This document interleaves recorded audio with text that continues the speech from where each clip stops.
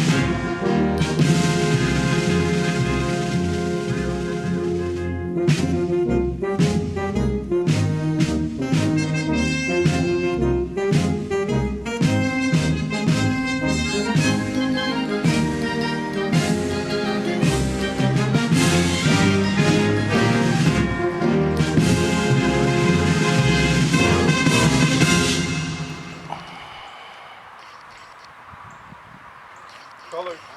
Oh. Present. On.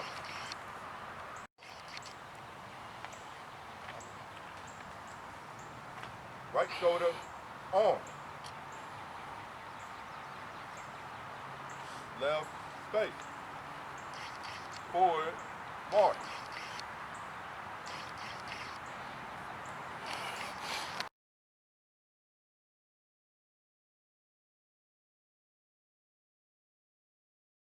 Okay. Good morning. My name is Callie Hurd. I'd like to welcome you to our celebration of the 156th anniversary of the Fort Pillow massacre that occurred on April the 12th, 1864. Included in the massacre were United States colored troops, civilians, and Union soldiers. They are currently buried in the Memphis National Cemetery.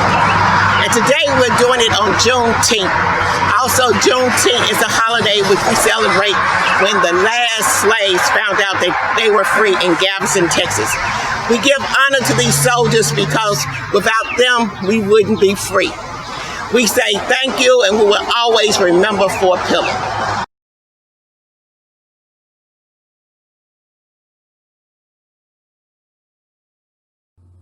I'm honored to participate in recognizing the freedom fighters who died at Fort Pillow, Tennessee in 1864.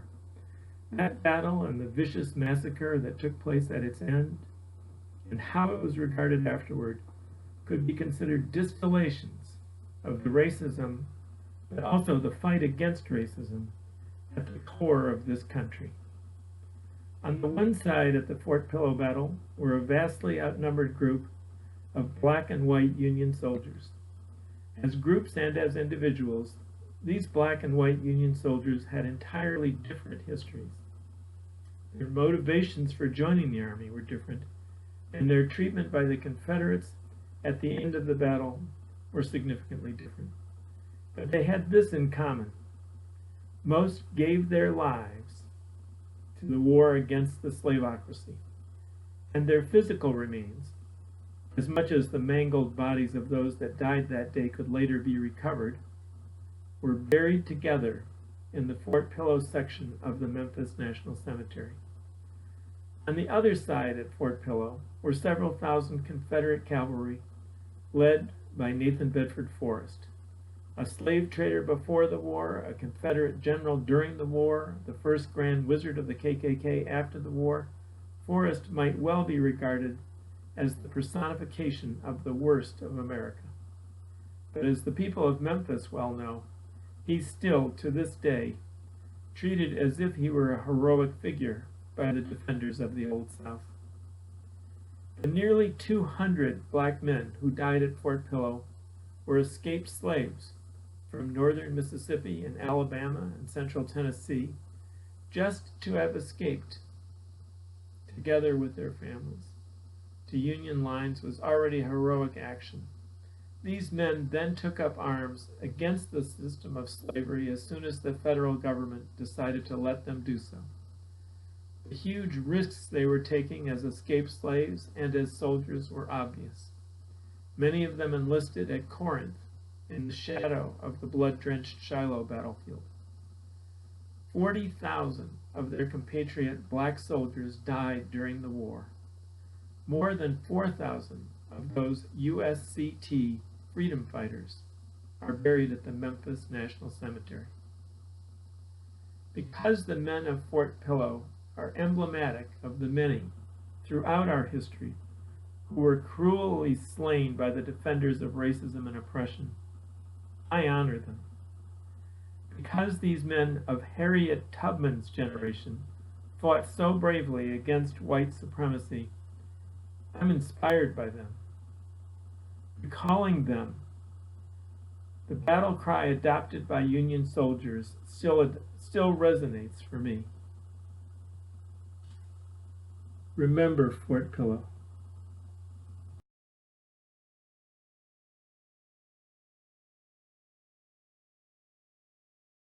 Giving honor to the Fort Pillow soldiers who died during the massacre of 1864 and in honor of Juneteenth. I am going to read from the 121st Psalms, the Old Testament. I will lift up mine eyes unto the hills, from whence cometh my help. All of my help cometh from the Lord, which made heaven and earth. He will not suffer thy foot to be moved. He that keepeth thee will not slumber. Behold, he that keepeth Israel shall neither slumber nor sleep. The Lord is thy keeper. The Lord is thy shade upon thy right hand. The sun shall not smite thee by day, nor the moon by night. The Lord shall preserve thee from all evil. He shall preserve thy soul. The Lord shall preserve thy going out and thy coming in from this time forth and even forevermore. In honor of Fort Pillow Massacre.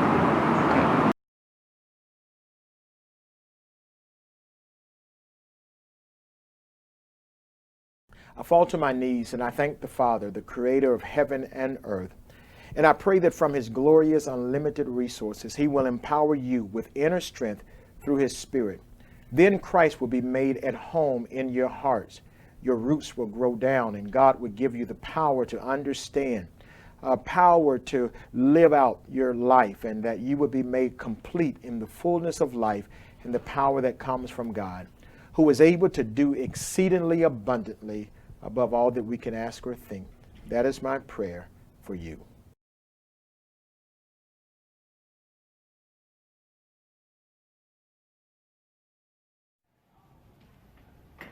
Our devotion scripture for today is Psalm 24:1, and it reads as follows. The earth is the Lord, and the fullness thereof, the world and they that dwell therein. Let us bow our head, please. Father, we come today in the name of Jesus. We come thanking you for all those young men and women that fought in the Fort Pillow War many years ago. We thank you for the courage, the faith that they had to stand up for their country. Lord, we ask that you continue to bless their ancestors down through the years. Allow them to be able to understand that you are God and above you there is no other God. Father, we ask that you continue to bless this nation as a whole.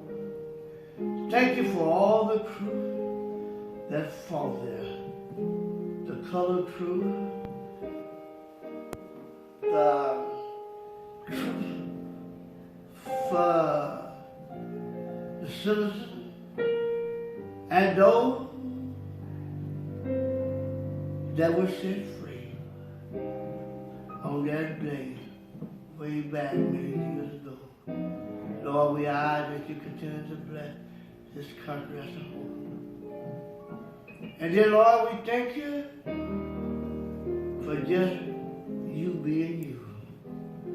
We thank you for the Holy Spirit. And above all, we thank you for your daughter, son, Jesus. Dear Lord, we thank you for this prayer. In Jesus' name we pray. Amen.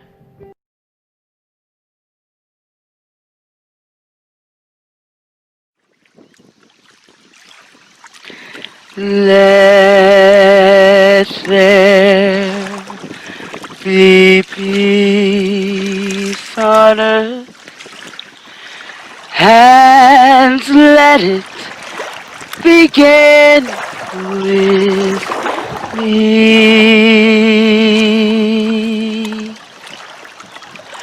Let there be peace on earth, the peace that was meant to be.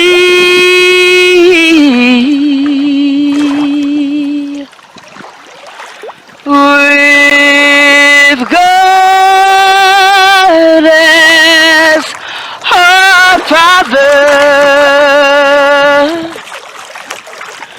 brothers all are we. Let me walk with my brother in perfect harmony.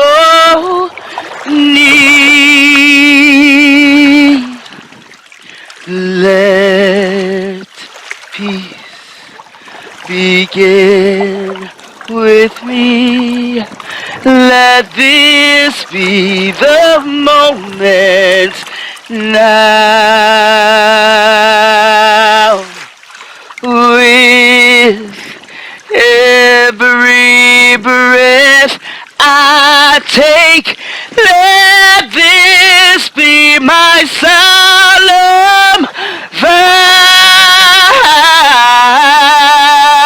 vow to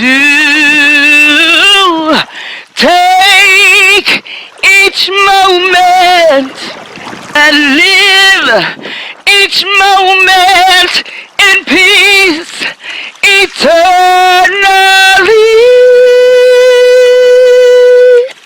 Oh, let there be peace on earth, and let it begin with me. Let it begin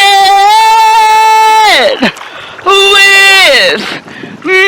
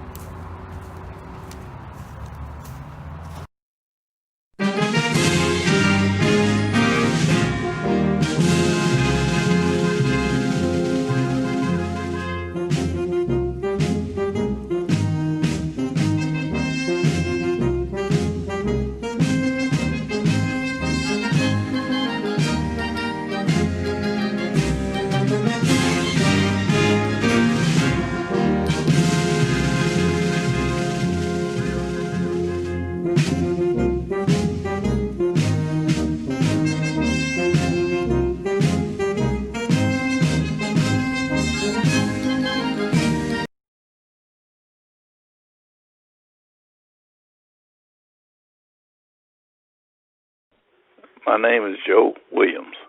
I am the great-grandson of Private Peter Williams, 6th Regiment, United States Colored Heavy Artillery, one of the 58 survivors of the Fort Pillow Massacre.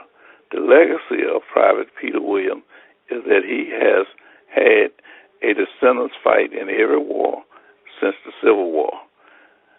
And to date, the Williams family has accumulated 786 years of military service to this day, to this country, and we are still in uniform, proudly serving.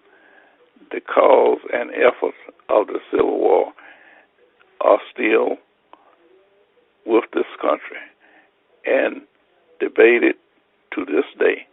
My great-grandfather was an enslaved man who threw off the chains of slavery, of bondage, and fought for his freedom and his family.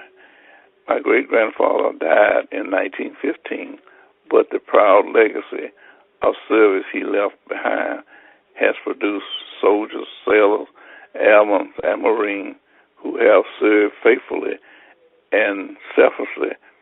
Today and every day we remember the sacrifices of our ancestors and all the valiant men that fought and died at Fort Pillow.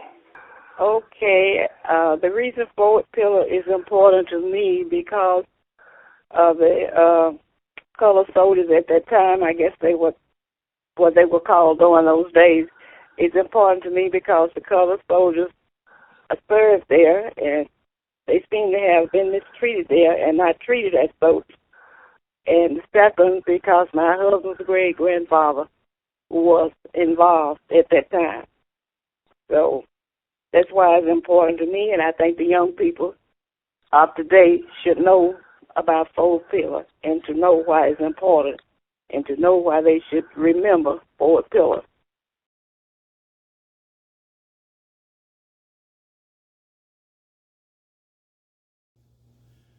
Hello, my name is Norris Thomas. I am the great-great-grandson of a survivor of the Fort Pillow Massacre. His name is Peter Williams. Peter Williams was born into slavery from everything that we've been able to determine. He was married in slavery to a young lady by the name of Elsie Williams in Savannah, Tennessee, on the Williams Plantation. Elsie had 2 children prior to meeting Peter. She had 4 children with Peter. Those 4 children are Alex, Elsie, Dan, and Dennis. Dennis is my great-grandfather. As I said, Peter Williams is my great-great-grandfather. As the Union soldiers advanced on Savannah, Tennessee, Peter left the plantation to go join the Union soldiers to fight for his very own freedom and the freedom of his children.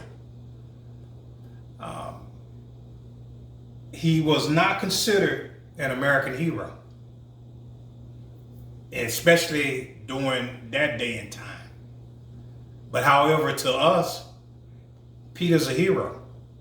Had he not taken up arms, it's very possible in the year of my birth, I could have been born into slavery. With these things, Peter taught a legacy, and behind me on this wall is a legacy of Peter's children. These are Peter's children, his grandchildren, his great-grandchildren, great-great-grandchildren, and great-great-great-grandchildren. If I can get you to zoom in, this is Peter in a Union soldier's uniform years and years ago. This represents his children's continued fight for their freedom in the armed forces of the United States of America. Thank you for this opportunity to speak to you. Thank you. Why should we remember the Fort Pillow massacre? We should know about a battle so brutal it colored the Mississippi River red. We should know this massacre left hundreds of African American soldiers dead after they surrendered. We should know because it's history. We should know because it's our history. I personally didn't become aware until several years ago.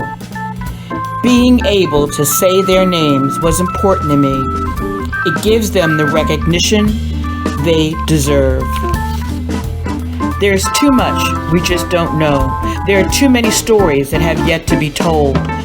Many look at what is happening in our streets today and think it's something new.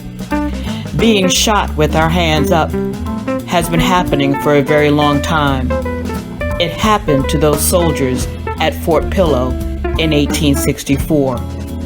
And in spite of all that has happened, we are still here. So out of respect, it behooves us to pay homage to those who were slaughtered on April 12, 1864 at Fort Pillow.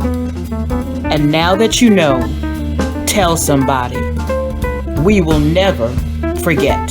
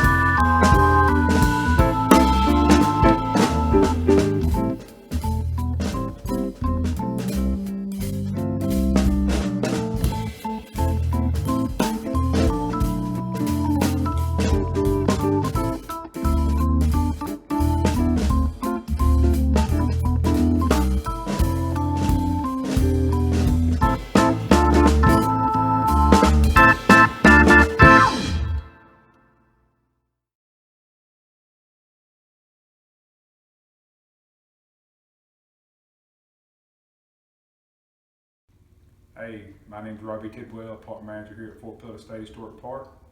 I'm sorry we can't be together this year for the wreath ceremony and other activities that we always do, so with everything going on in the world.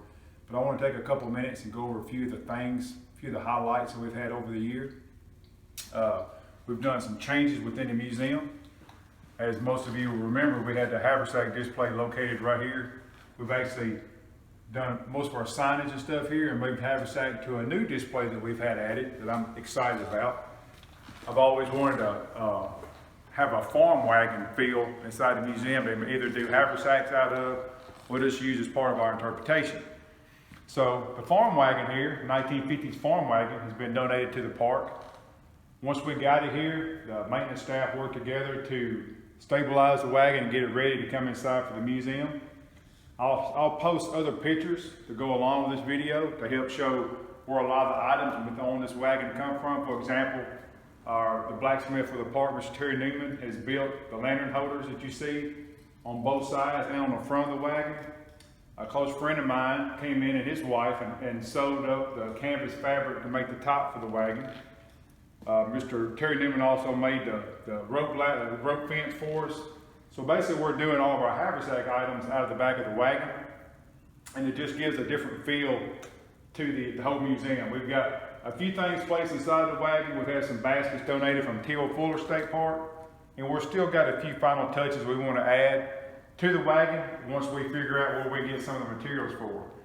If you'll notice on the floor, we have added a new sort of a barnwood look floor to the side of the museum within this section of the museum.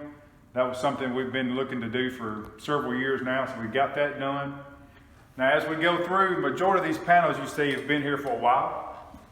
We've added a few of the displays, and as you see on pretty much all the things we have, we've added displays to them. Now as you go into the other section of the museum,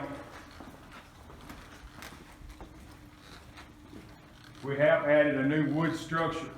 It's basically, we constructed a cannon port. We took the figurines that you see behind the fence. We actually took those, moved those from the middle of the floor to the back of the museum.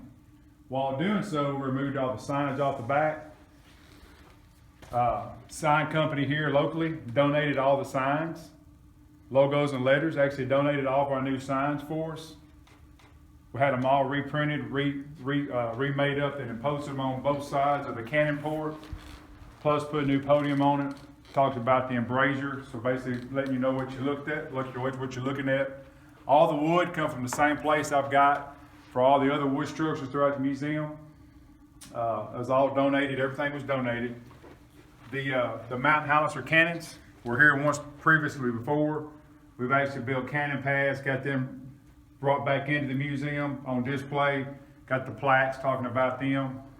Got a lot of the canvas prints on the walls with the light shine up behind them. We've had a lot of that redone where all that's working again. That covers a lot of what we've done within the museum, moved some stuff around, added some stuff, redone a whole lot, all new signage. As far as the trails go throughout the park system, we've had a lot of erosion issues that we've had to work on. We've actually gotten a lot of those fixed within the last year, especially within the Fort Loop going to the Fort and back. And majority of all that material has been donated as well through TDOT. And so we're happy about having that done. We still got a couple more we got to get fixed. Once it dries up enough, we can get equipment there to get them fixed. But I just wanted to share a few of the highlights we've done within the past year. I hope to see all of you soon.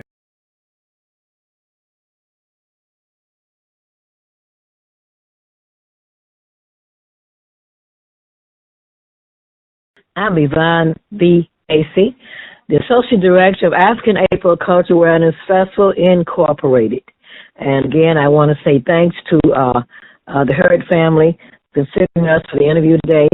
And I am also the incoming president for ASALH. That's the Association for the Study of African American Life and History, the Memphis branch. And of course, ASALH's mission is similar to African April's mission. He's recognized as the father of Black history. That's Dr. Carter G. Woodson, founded in 1915. The ASALH, Association for the Study of African American Life and History, founding date. That mission is to promote, research, preserve, interpret, and disseminate information about Black life, history, and culture to the global community. The website is www.asalh.org. Of course, African April's mission, our organization was organized approximately 33 years ago in Memphis, Tennessee, on Lamorne Owen College campuses.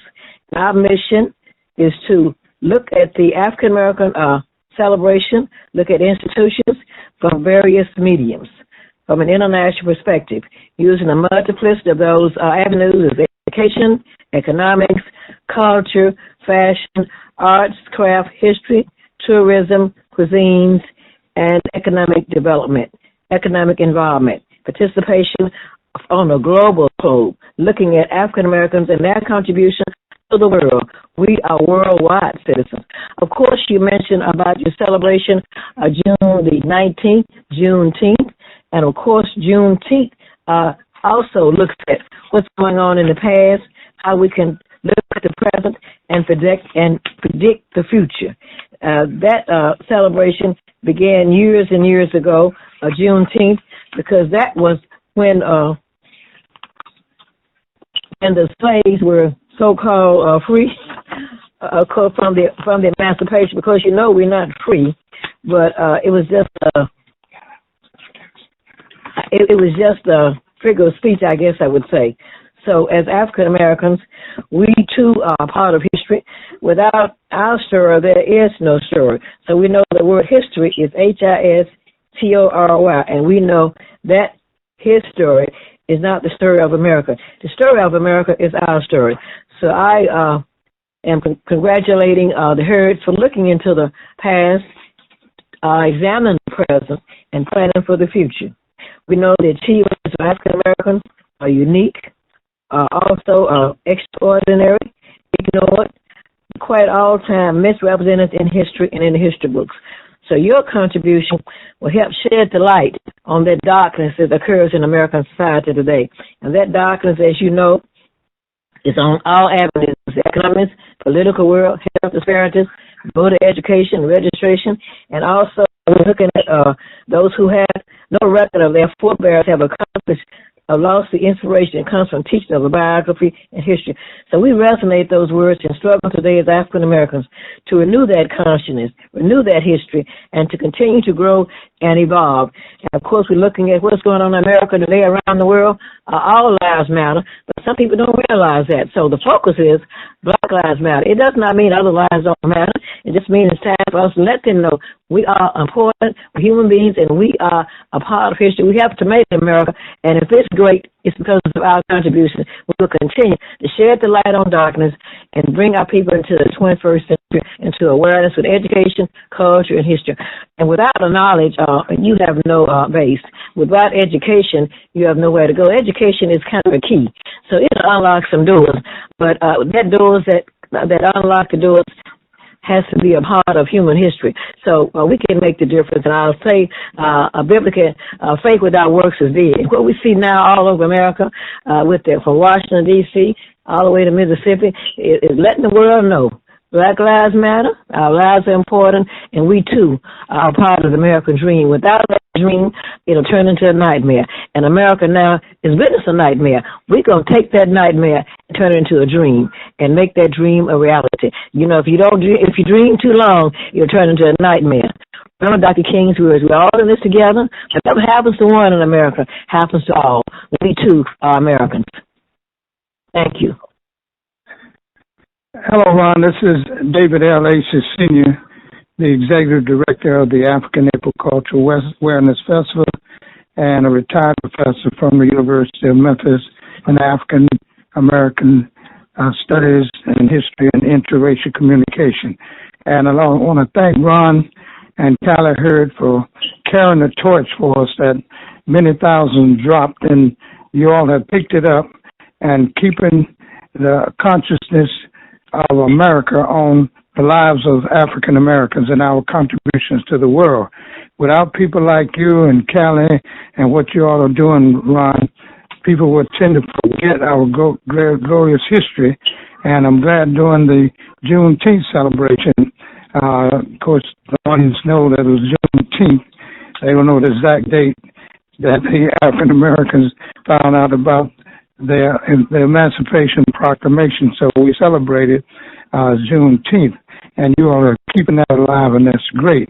And also what you all are doing with the Fort Pillow Massacre, recognize those ex-slaves that joined the Union Army to fight against racism and slavery to help so-called free us with the Emancipation Proclamation, and the massacre of them at Fort Pillow. That's a great story that you need to continue to get before the public. And you all every year lay a wreath down at the site that brings more attention to the massacre. The light should be shined on it, and you all are doing a great job. And as far as Black Lives Matter, all lives matter.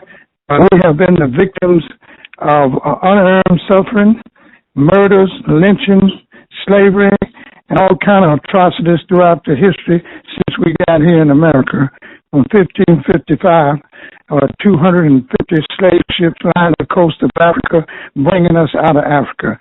And on the subject, we have to get our language right when we talk about slavery. The slave master and English people didn't come to Africa and get a slave. They got a human being. who had millions of years of history and culture and all the things, and they made us into slaves. And that's another long story, how they made us into slaves, took our culture, our history, our language, changed our names, and worked us for free for 400 years. And all the murders and atrocities and the many thousand gone trying to fight this injustice with Martin Luther King and all the others. But now, God has a way of bringing the conscience of the nation together, looking at protests. It used to be all black people protested. Now all ethnic groups, the Italians, all races and ethnic races, genders, black and white, all protesting these injustices that's been too long swept under the rug, murdered us without impunity. And I see what happened to Brother Floyd was a modern-day lynching. And while others stood around like they used to lynch in the past, and the children and the wives all looked up at the hanging bodies, that was similar to what happened to Brother Floyd, with other policemen standing there saying nothing and watching the policeman keep his knee on the man's neck and other policemen with the knee on his back, and he said, "I can't breathe." And the whole world had an opportunity to see. So I'm happy to see that they're raising their fists, their arms, their voices to make a difference. But like in the old days when we marched, we had a plan. So you can march, you can shout, you can holler, Black Lives Matter, but we got to change some policies. We got to vote first. You got to vote. You got to vote. It matters. And I would hope that all the protesters would have a registration tables at the voting rallies. And during the election time, registration card and everything, and those who have been in prison that cannot vote, I hope our black lawyers and other lawyers will help them get their citizenship back. That's what can be happening as a result, so they can vote and have a voice and change the situation in America. As Martin King always reminded them, Martin King was the conscience of America. He was trying to bring them into the 21st and 22nd century, but a lot of his words fell on deaf ears. But now, this situation cannot be ignored. And once again, I want you to continue what you all are doing, continue to spread the light to the world about our history, our culture, and all that we deserve. We're great people. Oh, yes, and King said we can go to chaos of community. Where are we now?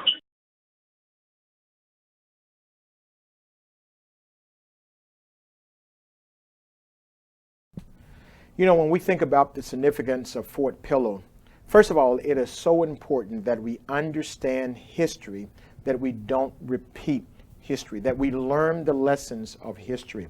And over again, we are reminded of the great massacre that have happened and taken place against people of color.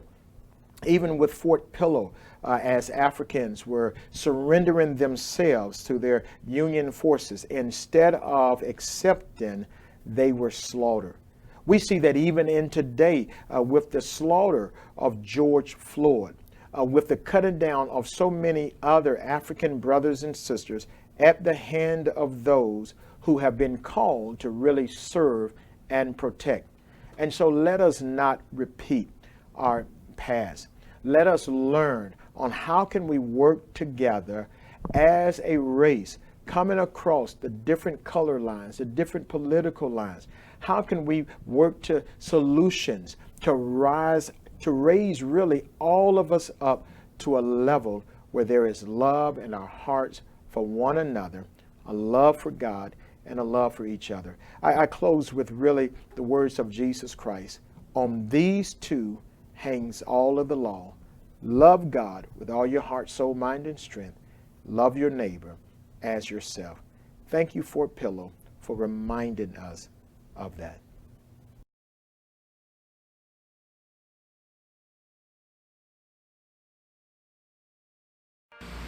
Hi, I am Patricia Lee. I will be sharing with you the second United States Color Troops that were in the Forest Pillar Massacre. Robert Brown, William Dennis, Daniel Flax, Alfred Foster, Joseph Henderson, Louis Ingraham, Thomas Jennings, George Johnson, Bolin Jones, George Jones, Mingo Jones, Peter Lake, Tom Marvin, Sam Mills, William Pierce, John Scales, Andrew Smith, Anderson Wilson, John Halen, John Heskins, Abram Kennedy, Daniel Tyler, Major Williams, James Allegan, Richard Burden, Thomas Browning, William Charles, Henry Clay, Joseph Fox, James Henry, Alexander Hunter, Albert Ingram, Oliver Jones, Sandy Tucker, William Williams, Joseph Alexander, Elijah Alford, James Allen, John Archie, Isaac Altman, Samuel Bailey, William Bell, Cyrus Blackman, Dudley Bland, Lionel F. Booth, Aaron Bowers, Nelson Box, James Bridges, Jackson Brown, Ralph Bronson, Hampton Burnett, Edward Cardwell, John Campbell, Dolores Carson, Solomon Chusan, James Collier, Washington Cox, James Crooks, Charles Cross, Washington Daniels, Thomas Davis, Alexander Davy, Benton Deloney, Richard Dickens, Elijah Dorsey, Robert Duncan, Frederick Edmonds, Green Fleming, Joseph Fleming, Marion Fleming, Joseph Foster, Charles Fox, Joseph Gallen, Harrison Girl, Peter Garner, Dennis Gibbs, Henry Gibson, Richard Glover, Willis Cranberry, Harrison Green, Robert Green, Benjamin Green, Peter Gray, Handy Gwynn, Fayette Harden, Reese's Harden, Jackson Harris, Aaron Harrison, James Hayes, Samuel Houston, John Hill, Samuel Hill, Matthew Hilton, Robert Hogan, Thomas Hooper, Alexander Howard, Albert Hudson, Alec Hunter, Gideon Irvin, Charles Jackson, Josephus Jackson, Joseph Jobber, Nelson Johnson, Rayford Johnson, Washington Joliffe, Hartwell Jones, Henry Jones, Nathaniel Jones, Reuben Jones, Joseph Key, John Keys, Parker King, Henry Lane, David Lester, William Lincoln, Green Loft, Charles Mackley, Robert Max, Henry Martin, Peter Martin, and Wilburn May, Wesley McDowell, Louis McGee, Frank Meeks, Marshall Mercer, Ronald Mercer, Adam Middleton, Essex Middleton, Simon Middleton, Thomas Morgan, William Morgan, Charles Mullins, Fleming Mullins, George Murrell, Thomas Morris, John Patton, William Payton, Henry Patty, Coben Payne, Albert Pearson, Thomas Piggy, John Pritchard, Alan Powell, Samuel Raven, Daniel Ray, James Ricks, Marcellus Robertson, Benjamin Robinson, Betty Rogers, Kevin Rollins, and Andrew Ryan. Oliver Scott, Sandy Scruggs, Frank Shacklefoot, Sandy Sherman, Pompey Simmons, Henry Simons, Louis Simpson, Judge Sledge, John Smith, William Smith, Jacob Southard, Joshua Stevens, William Stiff, Nathan Stubbs, Samuel Summerhill, Samuel Tainsley, Moses Tainside, Henry Charlton, Henry Tate, Henry Taylor, James Taylor, Robert Taylor, Thomas Taylor, William Thomas, William H. Thomas, Jerry Tyson, Henry Underwood, Henderson Van, George Wade, and Boston Watford. John Wafford, William Wallace, Cornelius Waller, Green Walsh, Joseph Warren, Claiborne Watson, Julius Watson, Isaac Weaver, Samuel Webster, George Wilburn, Henry Williams, Thomas Williams, Boston Winston, Robert Winston, Henry Wood, Henry Waugh, Joseph Young, William Young, Robert Dotson, Elias Falls, James Fort, Thomas Gaddis, Robert Hall, Daniel Lacey, Henry Lippett, Nathaniel Motley, Cool Pride, Joseph Robinson, Jesse Addison, and Thomas Addison, Ramson Anderson, Hardin Kaysen, Henry Christian, Sandy Cole, Eli Cothel, Arthur Edmonds, Aaron Fenders, Alfred Flates, Dorsey Garrett, William Gaylord, Henry Hanks, Duncan Hardin, Nathan Hunter, Benjamin Jones, Charles Key, James Lewis, Alexander Nason, Emmanuel Nichols, Henry Parker, Cyrus Pascal, Benjamin Robinson, George Shaw, Daniel Van Horn, Sandy Addison, Edward Biggers, Adam Bunn, Joseph Boyd, Adam Carpenter, Alfred Coleman, and William Ellis, Hampton Gilchrist, Braxton Harris, Carol Harris, Frank Hogan, George Houston, Wesley Irvin, Anderson Lee, Willis Leggett, Philip McKean, William Morris, John Niles, William Oates, Joseph Pritchard, Fate Sledge, Jerry Stewart, James Stokes, Ellis Taylor,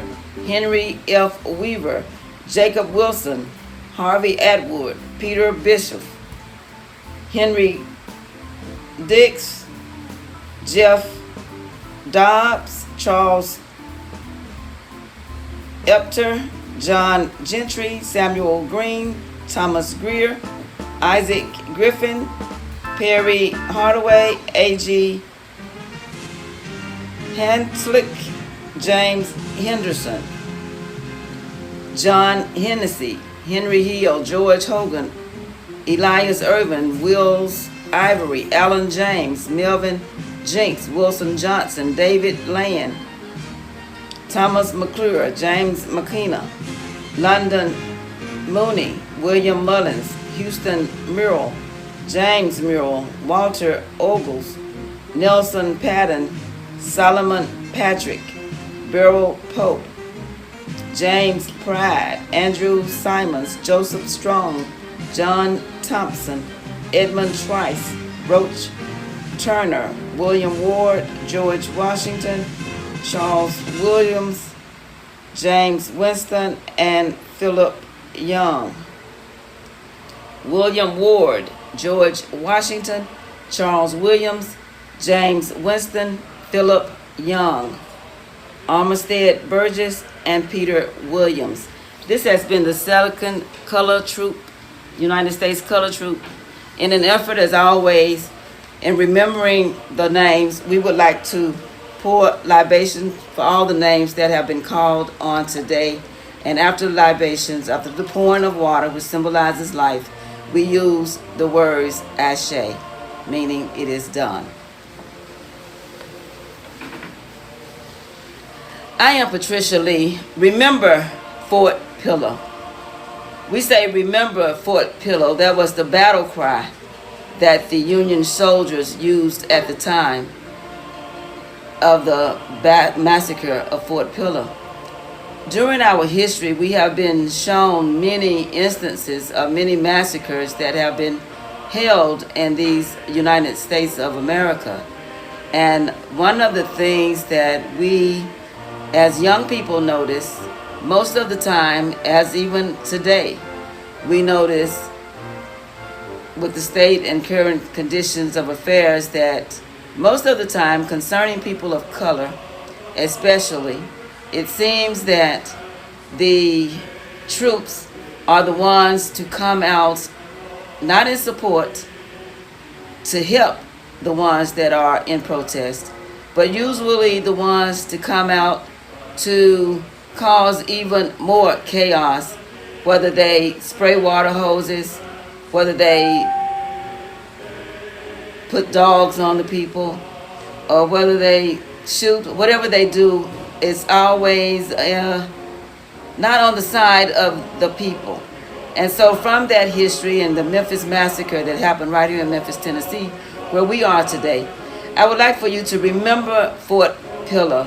Also, as we think about the Children's March of Alabama in 1963, so many things that we need to remember and share with our children.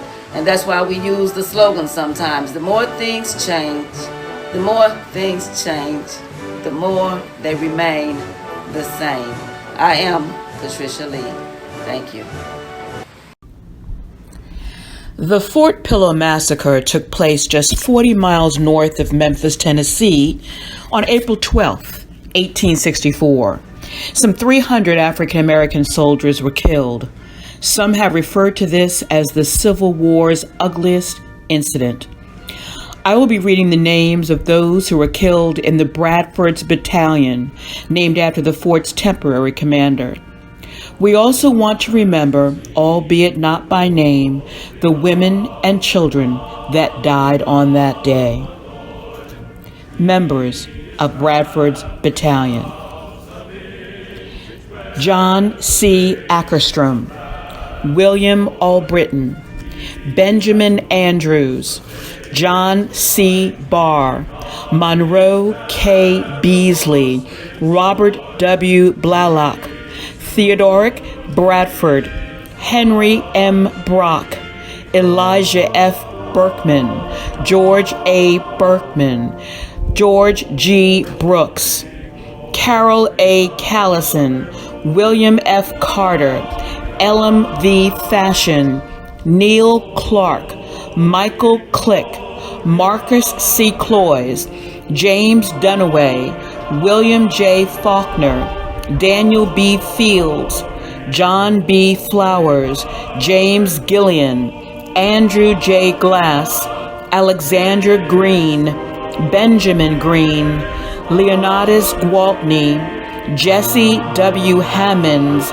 Inman, Burton Jackson, John Jackson, Lewis H. Jones, Franklin A. Key, Asbury Killett, Thomas H. Lanier, William H. Lanier, William Maudlin, Mark McKenzie, Naphalet Medlin, James P. Mitchenor, James Mitchell, Samuel Morrow, William R. Nail, William A. Nicholson, John Palmore, Sam Pankney, Louis D. Pope, Garrett Pruitt, Courtney B. Revel, William F. Robinson, William Rogerson, Peter C. Scobie, Pat H. Singleton, John W. Slayton, James A. Talley, John C. Taylor, Calvin A. Van Dyke, Pinckney Tilghman, George W. Weathers,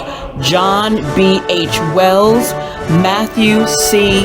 Wiggs, William R. Wills, James Wilson, Stephen D. Woodward, Gideon H. Wright, William A. Bancon, Woodford N. Cooksey, William A. Dickey, James Goforth, Daniel W. Harrison, Richard Heathcott, William James, Benjamin Lancaster, Robert D. McDonald, John M. McGallan, William L. Mitchell or McMichael, James Park, John H. Porter, George H. Ray, Wiley Robinson, Richard Sanders, James H. Stout, Franklin Thompson, Thompson B. Thompson, Thomas J. Thompson, James A. Wynn, William R. Albritton, Francis A. Alexander, Thomas J. Cartwright, Nathan G. Folks,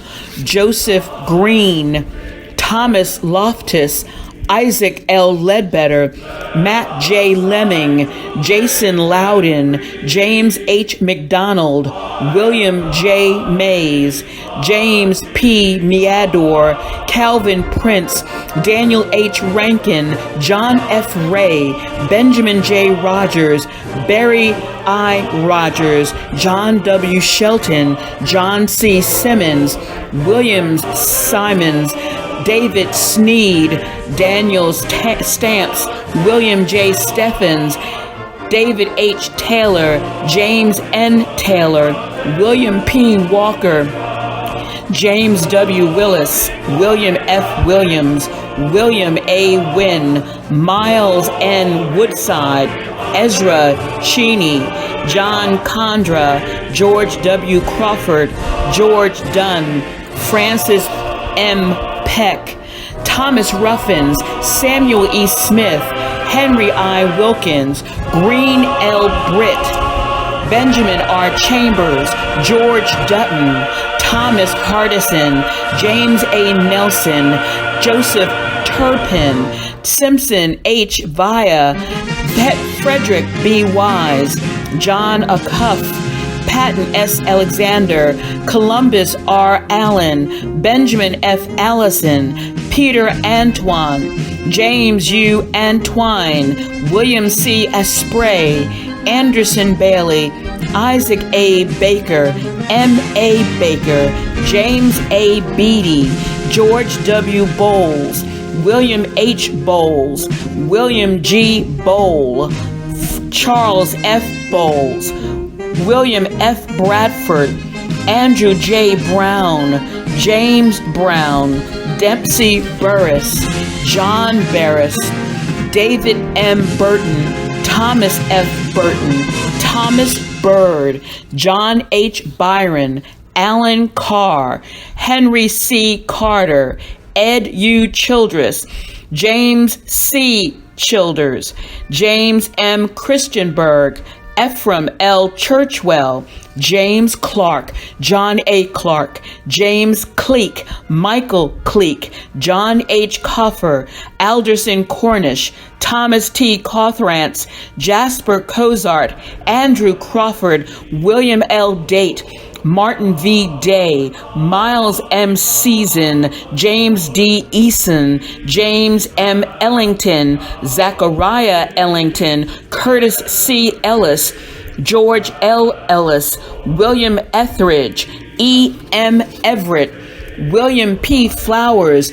Daniel Floyd, John H. Gales, Francis M. Gammons, James W. Gibson, Oliver B. Goodman, Joseph C. Green, John N. Green, Randolph C. Gunter, Joseph Halford, J. J. Hall, James Ham, Jackson Harwell, J. H. Hasborough, William T. Hauser, Garrett Haynes, James A. Haynes, Nathan D. Henderson, Levi Higgs, Daniel M. Hopper, Samuel Hubbs, Charles W. Hughley, John B. Johnson, William R. Johnson, Elbert Jones, Humphrey L. Jones, James Jones, John Jones, Benjamin W. King, Bunyan Kirk, George W. Kirk, Sidney E. Kirk, Andrew J. Knight, John H. Lanier, John E. Lemons, Alexander Lewis, Nicholas Logan, John W. Long, William T. Lovett, Luman A. Lunsford, Alexander McGee, Andrew McKee, Thomas J. McMurray, Alfred Middleton, Andrew J. Medlin, Valencia Matheny, William Mifflin, John A. Mills, James W. Minger, Marcus Mitchum, Andrew J. Moore, James M. Moore, Henry S. Morris, John W. Morrow, Andrew M. Myers, Thomas E. Needham, Joseph C. Norman, Joseph M. Knuckles, Lewis H. Oliver, Philip Oxford, Francis M. Pankey, Thaddeus Pascal, Thomas M. Polk, Thomas C. Perry, James B. Phipps, John L. Poston, William F. Price, William B. Pursley, J. F. Ralph, Samuel Ray, James T. Rice, Richard Richardson, William A. Ryder, Jefferson Rummage, Edward Scarborough, John H. Scarborough, Solomon Scarborough, William G. Scarborough,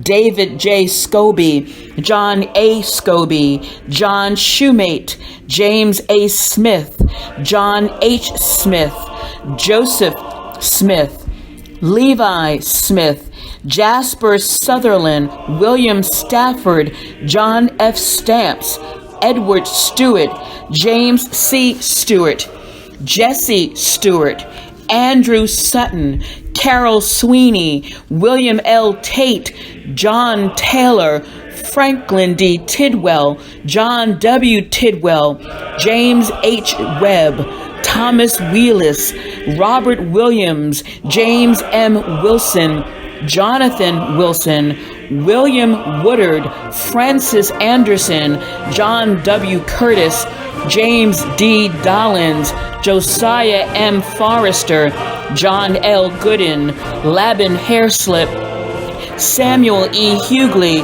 Robert S. Kendall, Thomas Morgan, Casper or Jasper Nipper, James Pulley, William B. Reed, George Riggs, John K. Tail, Addison White, Henry William, Matthew William Wilson, and William A. Wright.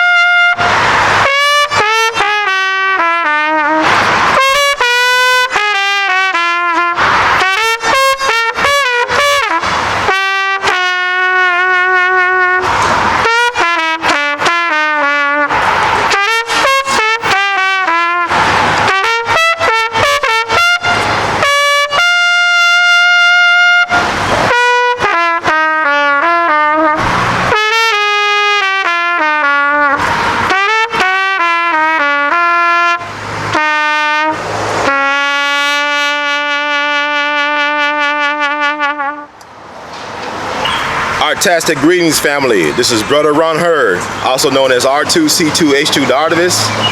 I'm your friend, infotainer extraordinaire, and it's an honor on this beautiful Juneteenth 2020 to recognize the righteous ancestors as we honor them with our annual National Fort Pillow Massacre Memorial Wreath Laying Ceremony. These are very trying and important times, and we must never forget the sacrifices of the righteous ancestors who laid the foundation for our possible liberation. Now, I am glad to not only say that Black Lives Matter, white lives matter, all lives matter, humanity matters. Because I'm going to tell you something. It's sad in a way that we're still dealing with the same problems that these men, women, and children gave their lives to 156 years ago today. And I think the issue is, as we celebrate Juneteenth, also keep in mind Sankofa, which is looking back to the past for inspiration and for a blueprint for our future. Because we can live together as brothers, but perish together as fools, to paraphrase Dr. King. And also to say what Dr. King said, if a man ain't willing to die for anything, he isn't fit to live. And whether they be white or black, green, yellow, purple, these people put their lives on the line for something that was grander and greater than their collective as well as individual selves. And I will use every breath in my body, every moment of me breathing, to make sure that these people's sacrifices were not in vain. It's very important, because I feel the ancestors want to be recognized, but they want us to remember. You know, the battle cry of the Civil War after this massacre happened, it was indeed a massacre because President Lincoln sent a congressional investigative crew to interview survivors, primary sources, and even from his own mouth, he said it was a massacre. Whether people believe that or not, we do know that we are right now paying homage to 300 black lives lost, including allies. I think about the sacrifices of somebody like John Brown, who was a white abolitionist who knew that slavery was a biblical wrong, and who was willing to sacrifice not only his life and his good name, but also his family. He lost sons to liberate black people. And you go to Harper's Ferry in what is now known as West Virginia, you can feel that energy that people don't understand. Energy cannot be destroyed. It could be transferred. And you can feel the energy of the ancestors like John Brown, who could have escaped his death date, but refused, because he knew in his heart he had to set the example for others to follow. And he knew that the sins of this country would not be washed away, but only in blood. And we should never forget John Brown. We should never forget the U.S. colored troops. We should never forget ourselves. We should always look back in the spirit of Sankofa to honor the ancestors, because when we honor these righteous ancestors, we honor the best in ourselves. And speaking of John Brown, you know, the battle cry going into the Civil War was John Brown's body is a murder in the grave. It's the battle hymn of the Republic, right? Then after what Fort Pillow happened, it was remember Fort Pillow. Because people must, truth be told, people must know that if it wasn't for the U.S. colored troops getting involved in the Civil War, the Union would have lost the war. By almost 200,000 U.S. colored troops getting involved, it turned the tide of the war. And I am very grateful as a descendant of these brave men and women who gave their lives to a true cause that wasn't lost. If it was lost on some, it is now found. So thank you all for tolerating me as I honor these ancestors. And never forget, remember Fort Pillow. And thank you. This is Brother Ron, the president and founder of the We All Be Group Incorporated, signing off in the words of the great Duke Ellington. We love you madly. And y'all keep on producing and pushing. Take care.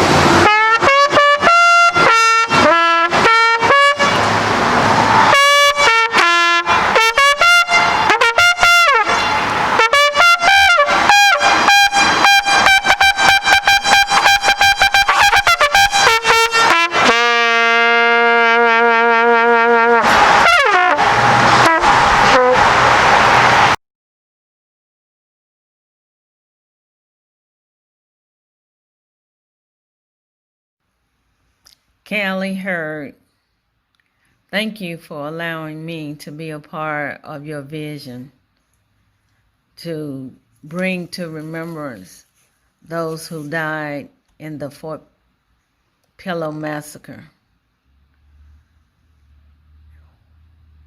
In these tumultuous times, it's really something.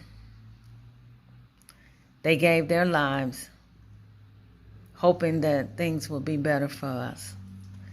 Whereas we have come some distance, we still have a long way to go.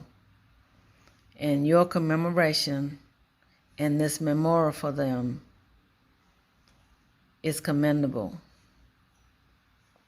Going to Fort Pillow was quite an experience. Reading the congressional that took place afterwards was overwhelming on how they died at the hands of Nathan Bedford Forrest and those who followed him. Buried alive, they buried some alive, they burned some, they shot some who had laid their weapons down and had their hands in the air. We should never forget. Never. Let us pray.